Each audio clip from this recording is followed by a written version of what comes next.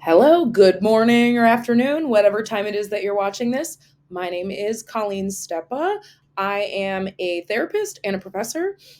Today, I'm just making a video to show some tips on how to research. It's a question I get a lot, so I thought I would make a video that I can show to students, or if you're not one of my students and you just stumble upon this, more power to you.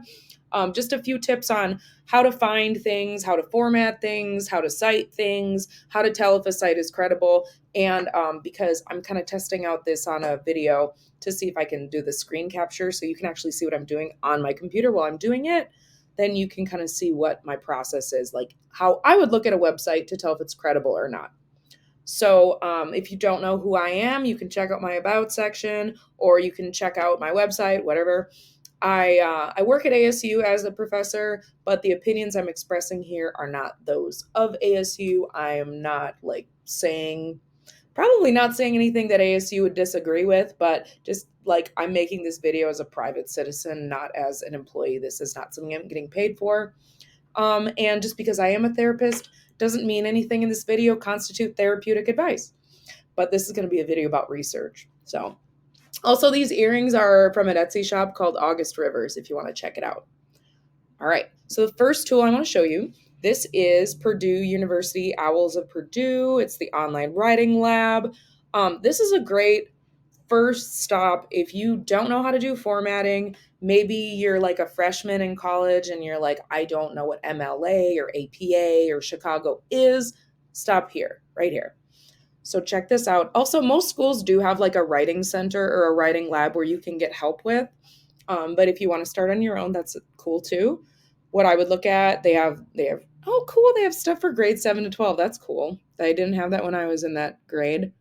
All right. So what I would look at is the writing lab. We want this one. They have an APA tab.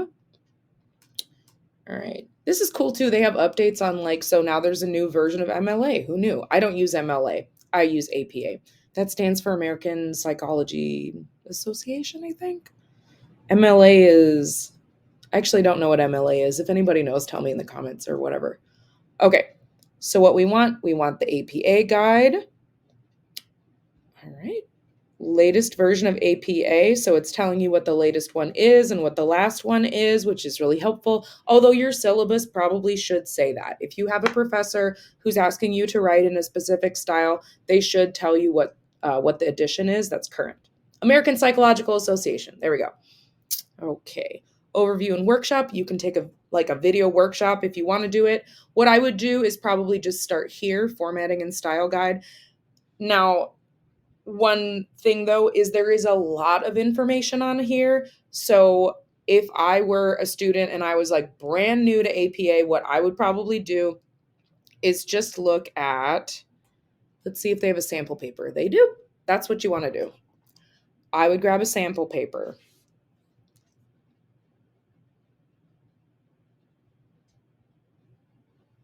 So with this sample paper, what I would do, let's see, here we go. Okay. Can we make it big? Yes, we can. Cool.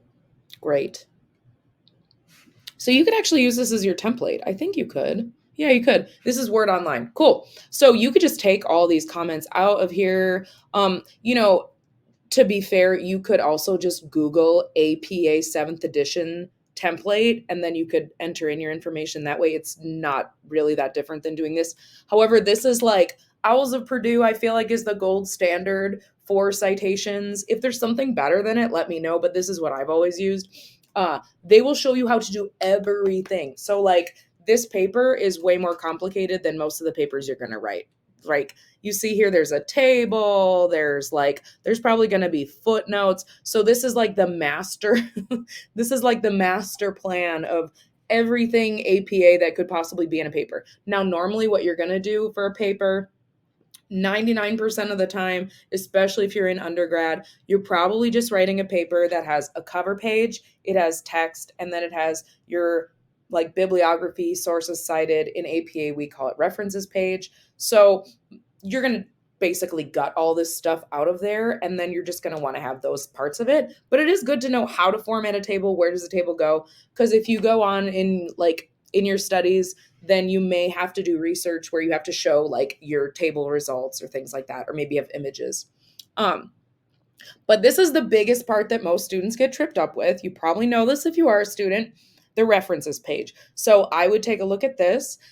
You can see different, it shows you different types of references, how they're cited. Notice that they are alphabetical. If you have two sources by the same author, I believe they go in order of date, and I think it's earliest date to latest date.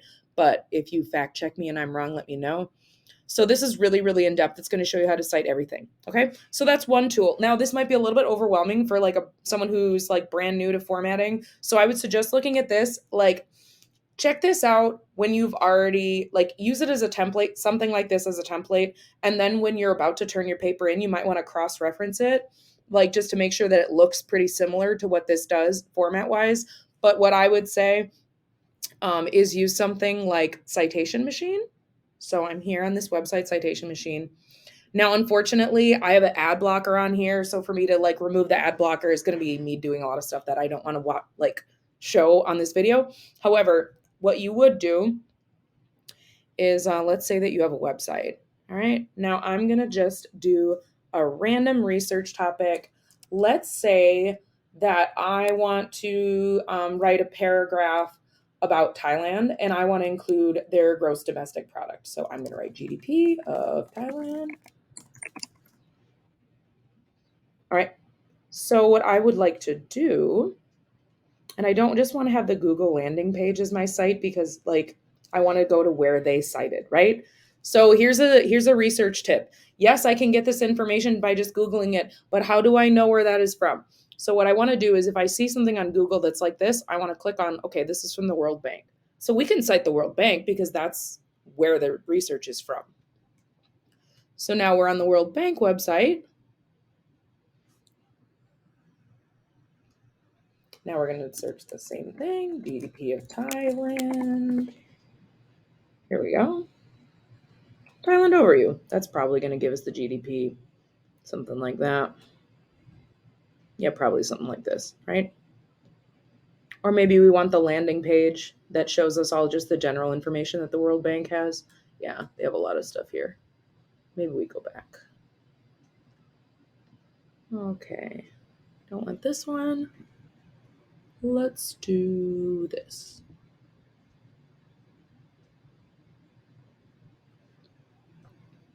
Oh, here we go. So actually, this is a publication that I can cite, right?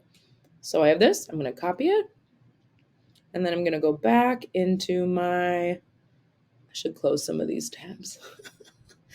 Where is it? Was my Citation Machine? There we go. Okay. So I'm going to go back onto Citation Machine. And I'm just going to paste that in there and see what we get. So we'll do the search function. I know there's a lot of ads and pop-ups. It's kind of an ugly website. Okay. Interesting. It says Greece. It's probably not the one we want. Doing business. What is this one called? Doing business economy profile Thailand. So we probably want, my guess is we might want to do this as a manual citation, right? So it's going to make me do all this stuff. Essentially, you would have something like this that's a publication. I'm not going to go through the whole process because I have to turn my ad blocker off. But so the title for this one would be Economy Profile Thailand. You would use this URL, Doing Business 2020. Let's see who's the author, World Bank Group. Maybe we can see an author on here somewhere. Maybe not. Maybe we can see at the end. All right, I would just put the author's World Bank Group if that's what you're going to include, and then you would have the year, okay? So when we create a manual citation, it will take us through, it'll say like publish date, it will say publisher if it's a book, it will say the author, you can add co-authors. If it's a book or a publication that's in a foreign language, you can have a space for the translator, the editor, what else? Page numbers. If it's an article, then you're going to want to have the edition. So like, let's say it's in like Science Quarterly. I don't know if that's a real magazine, but maybe it's like volume 4, edition 27. You want to have that information. So most of that should be at the top. I'll show you how to cite something that's a little more clear cut than just this This was an example of just finding a website and getting the stat somewhere. Okay, so PubMed is another resource I really like. PubMed is great because if you're a current student, you might not know this, but if you've graduated, you'll realize that all those awesome free articles that you had access to when you were a student, you don't have anymore. And it's nice to be able to cite things for, I don't know, doing things like a YouTube video, or maybe you're doing a work presentation. And in my field, maybe you're a social worker and you want to do a presentation for a grant, and you want to show people that doing early interventions in juvenile, like, let's see, juvenile detention causes overall less incarceration in later years, right? So maybe you want to find a statistic on that. You want to find like kids who complete this grade successfully are less likely to be arrested or something like that, right? So maybe let's think of a clear cut thing that we can research that would be on PubMed. So PubMed does tend to have like more biomedical, social sciences. So it is pretty good for social work, but a lot of hard science stuff is here too, if that's the field that you work in or you want things on. How about we have, let's do adverse childhood experiences. Oops. So, for those of you who don't know, adverse childhood experiences are there's a study that was done, I think, by Kaiser Permanente, maybe like 10 years ago, about the effect of childhood experiences and trauma on later health outcomes. So, it's a really great study for a lot of different things that we talk about in social work. Okay, so this one's about children with autism spectrum disorder. So what I'd like, I already had this pre-checked free full text, then we don't have to pay for it. We can also decide, oh, this is cool. So we want things to be reviews or clinical trials. Let's do within 5 years. So we're having current information. And let's say, so for our research, let's pretend that we are doing something for a grantor that has something to do with like adult health outcomes and childhood experiences. So maybe we want to have something like this one.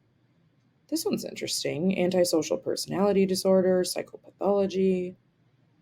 All right. Schizophrenia. Maybe we'll want this one. Okay. This is a lot of good research. So they actually have it sometimes by a country too. That's cool. Let's do this one from Malawi. All right. So what I've got 4 items selected. Let's say that I want to save them. Then I can create a file. I can save them there. I can email them to myself. I can send them to like a citation manager if I have another website or if I want to put it on my clipboard. Awesome. Super easy. Like you don't you don't have to do a one-stop shop and do all your research on PubMed, but if you're doing stuff that's health related, it is a really good place to start. And everything here is categorically pretty much like scientifically peer reviewed. It is scholarly. So that's a question I get a lot from students of like, how do I find a reference that's scholarly? Um, I get a lot of students looking at things on Google, and I'm going to show you a little trick in a second. So you're going to laugh because probably a lot of you know this trick already. One thing I want to do before we leave PubMed, let's just look at this one. So we're on the site here. So do I still have my citation machine? Oh, it's the ad block thing, so I can't really show you that. If we didn't have ad block on there, we could just copy the URL and then we could populate the information and it would start a citation list for me and it would alphabetize it.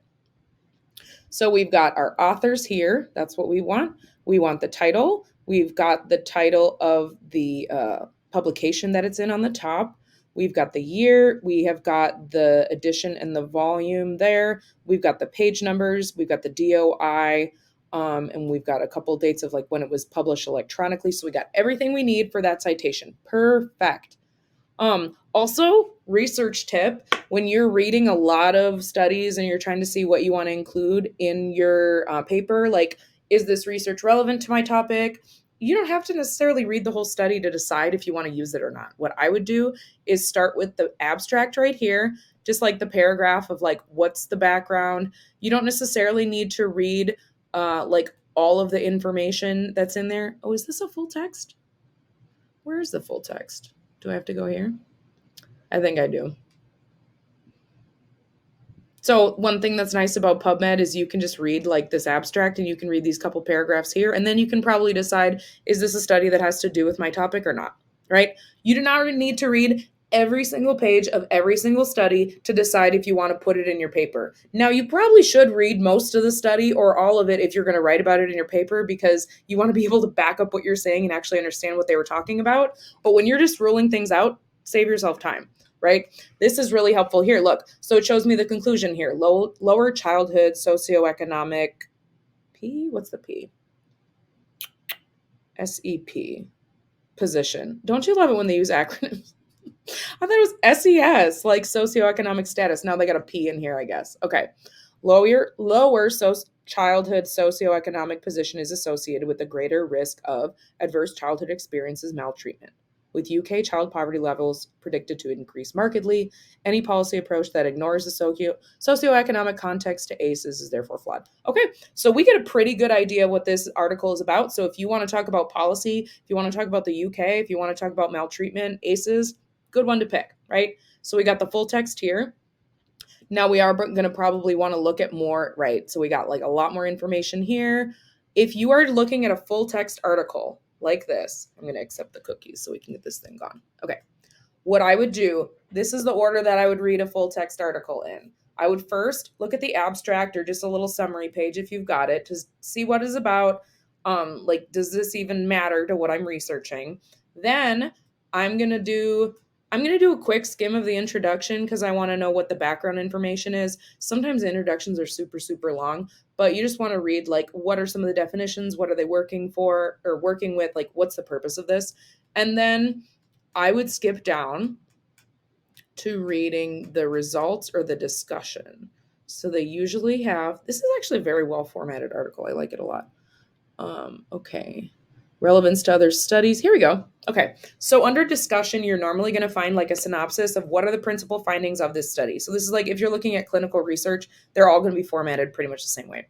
So this is basically that little synopsis that we already read, but it tells us very succinctly what did they find in this study. Now, what you want to probably do too, if you're going to include it in your paper, is just make sure that it's a study that's well done. You might want to look at like the sample size. You want to look at to see if this is like relevant information. If you're going up a little bit and looking at like the table, like the results and like the methods, that is important to look at because you want to make sure that this is relevant to what you're talking about, right? So they show us the inclusion criteria. So like if I'm writing a paper about ACEs and I don't know, non-English language speakers, maybe I would need to write that as something as a caveat. Like I might cite this source and then say, well, this one doesn't include non-English language papers, right? So it is good to read that, but that's the order that I would look at it in. And if you find something along the way, it's like, if I find in the abstract, it looks good, I'm going to keep going. I'm going to read the discussion. If I find the discussion, it looks good, it makes sense to me, then I'm going to keep going and I'm going to look at the methods and I'm going to look at the tables and kind of understand the data a little more. If it passes all those, good to go, putting it in the paper, right? And it doesn't take terribly, terribly long.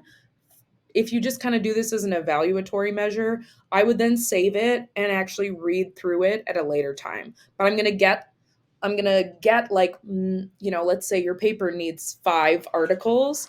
I'm going to look at maybe like 10 or 15 and just quickly skim them. And then I'll have my 5 to read for later. Okay. So we got this one.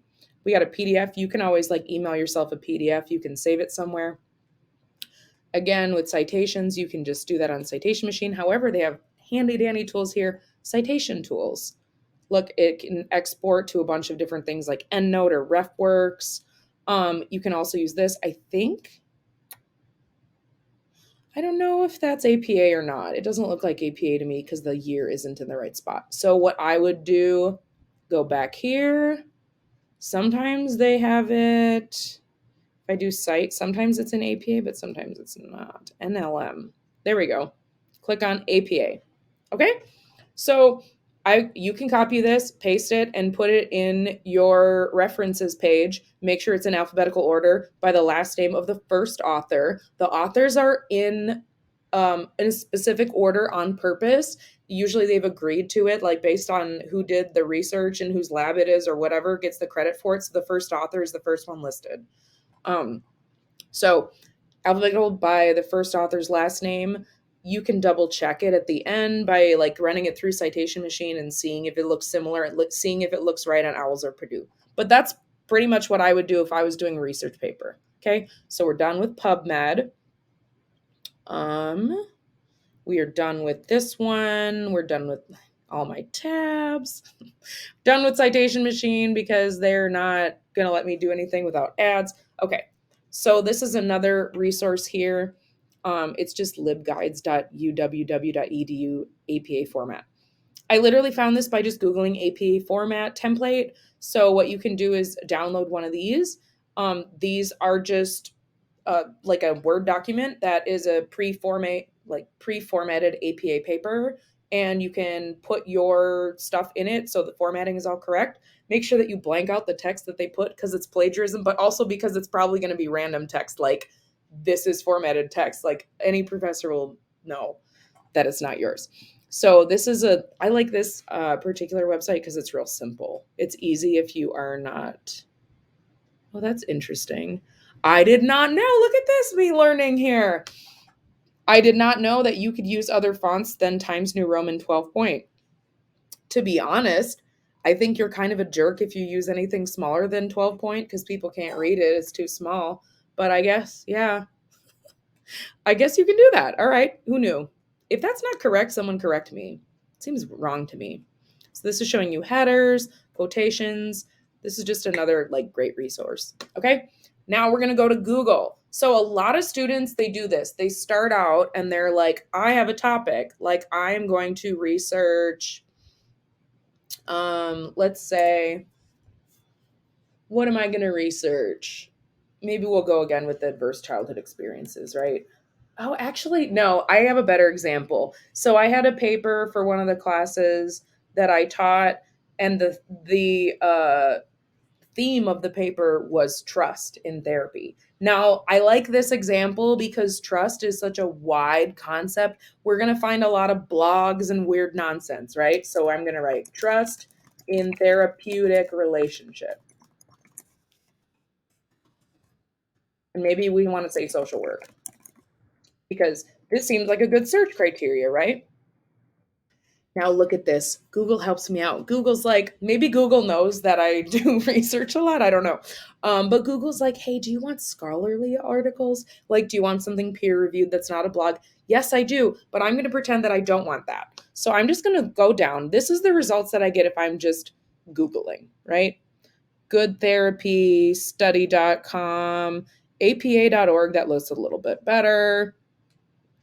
stkate.edu. St. Kate's is in Minnesota, actually. Okay, so some of these they look pretty good.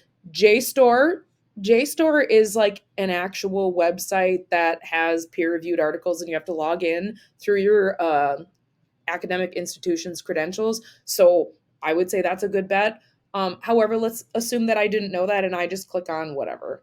And I'm like, okay, I'm going to click on this Good Therapy, right? I'm going to show you something.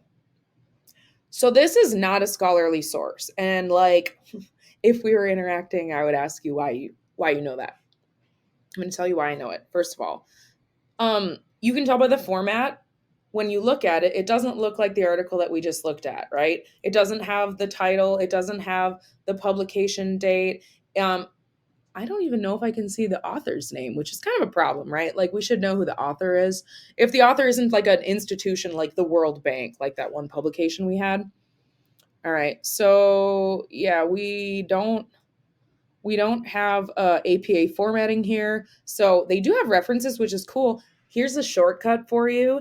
If you have a website like this, which looks kind of, is it a blog? Is it a publication that's like from a commercial website? I don't know. It doesn't look scholarly, but they have references here. They look decent to me. I wouldn't use this one from 2007 because it's a little old, but maybe I could just like copy and paste this one. Coping with Challenging Clients 2017. It's from a psychology magazine, apa.org. Looks good to me, right? So this is formatted in APA down here. So I'm more inclined to think that those are scholarly sites. Sometimes, this one doesn't have it, but sometimes we have websites like this that have comments. So that's one clue there. If there's comments at the bottom, like a space for a reader to comment, that's not scholarly because we can't comment on scholarly papers. We can make YouTube videos or like contact the author or whatever, but there's no comments on there, right? Another thing is, if I don't know if you can see the URL. Is the URL? Mm, you can kind of tell by the URL. Sometimes the URL will say blog. This one says for professionals, marketing, customer experience. That makes me think that it's probably not a scholarly article. Okay. Let's look at another one that's not. Here we go. There's a tip. See that word blog? I know that it's a blog. It's not scholarly. Anybody can write a blog. A 7-year-old can write a blog. We don't want blogs. Now, if you're like gonna cite, like, let's say you are gonna cite a famous person and they wrote something in their blog, yes, you could hypothetically cite that, but I'm not talking about that type of citation. I'm not saying that like you're writing a paper about like I don't even know who writes blogs anymore that's famous. Like, let's say that like Rihanna wrote a blog and you were gonna write about her and her influence on music or something. Like, yeah, you could cite her and say it was from her blog. We're not talking about that though, right? This one's apa.org. Let's see. So this one looks a little bit better to me because look, it was, well, APA is credible in the first place. It's American Psychological Association. So, but they also show you which volume it was published in and the edition. It shows you the author, it shows you the date, it shows you the page. So all that stuff is needed for an APA citation, which, it's APA website. They should have it. Well, that's cool. After reading this, you'll get 1 CE credit. So if you need a free CE credit, there you go. Let's look at the bottom. Yeah, we've got some good resources here that we could check out as well. So this one is like, I would say if I saw this cited in a student's paper, I'd probably think that it was fine. But looking at it, it doesn't look like it's a peer-reviewed, like clinical trial. So it's in like, I would say it's okay for making a point, but it's probably not as good as like the ones we'd find on PubMed, right? All right, so now I'm going to show you. Look at what we find in scholarly articles. It's literally one more click. It's just one more click. And it's so much easier for us to weed out non-scholarly because it's, for the most part, not there on Google Scholar. For the second part, we can do this. So we can say, like, only within the past few years, right? And then I can sort it by date, sort it by relevance. I can include citations. If I want, let's see. So one cue for me, I'm looking at one's ResearchGate. I know ResearchGate is credible. ProQuest, Science Direct, these are credible. Springer. And the more you research, the more you just kind of know what these are. But what I'm looking for, I want ones that have a PDF on the side. I don't know. This one's a book, so it's a little hard to cite. You could maybe get that book from the library, but it's unless you find it on Google Books. So let's say, here we go. This looks good. Counseling Psychology Quarterly 2021. So they probably got some stuff about COVID in there. Trust in Therapy. Taylor and Francis. That's credible. Okay. So look, we found an article. And how do we know it's an article? Again, we've got the title up here. We have got the DOI. That's a big cue right there. If that's a scholarly article, it should have one of those. We see the author's name. We see the year. We see the publication. We see the date. Yeah, we have the date already, right? Okay. And then again, here's another way, another one of your like ways to tell if this is a scholarly article. We have the formatting. Formatting is standardized for a reason. It helps us know at a moment's glance if something is credible or not. Like, here's a great example. I have a friend who's designing my website for me because she's going through a program to do like website design. And we were talking about what looks like clickbait and what doesn't look like clickbait. Now, I'm assuming that like you know exactly what I'm talking about when I say clickbait. You can visualize a website in your mind. You know exactly what it looks like. Well, the same way, your work should immediately look like something scholarly. So anybody who sees it, that's why we use formatting. anybody who sees it knows that this is a scholarly piece of work. This is researched. And because of the formatting, we can find what we want to find with very little effort. We can find the sections that we want to find. So, right, we've got the abstract here. We've got, they're defining some terms here. Then we're going to have at some point, they're going to have a discussion, probably. So this one isn't necessarily like a peer-reviewed study, but they're talking about elements of therapeutic practice. Oh, they don't have a discussion, so I lied. But basically, we have the same sort of body format that we're going to have in everything. If it's a peer-reviewed study, like it's a clinical trial, like they had a group of people and they did this with this group and then they had a control, it is going to follow a very more formulaic type. But we also have, see, we got our references. They're nicely alphabetized. Look at that. Look at all that research they did. Okay. So another point too, if you don't find what you like in the article, look at what they wrote. Or if you really do like what you find in one of the articles and you notice a point, like let's just look at a random paragraph. Let's say, okay, they're talking about optimal distance. Find a safe distance between you and the screen, not too close. So maybe we're like, oh, that's actually interesting. How did they find that research on optimal distance between them and the screen? Then maybe we like read through these and find where that is. I'm not going to do that right now because that's boring for you to watch, but that's just a hint. Okay.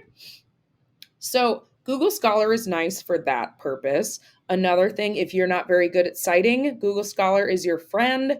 So this one that we just looked at, we click on the little thing here that says cite. It's got APA. We can just copy that and paste it. However, if you copy and paste this directly from Google Scholar into a Word document, it's going to be formatted weird because you can see it's single spaced here. So you want to make sure when you're done with the paper, you got everything in there, you just highlight all the text so it matches. So like it's totally okay, you cut and paste things and put them in the text, but at the end you want to go over it and make sure it all matches and it looks good. So that's why I suggest check your template at the beginning, check your template at the end. All right? I know that doesn't work if you're doing your entire paper the night before, but like, eventually, hopefully you can get to a point where you don't do the entire paper the night before, or you're so good at doing the whole paper the night before that you still have time to check your formatting. All right. Well, that is all of my tips for now. I will see you on the next one. Bye.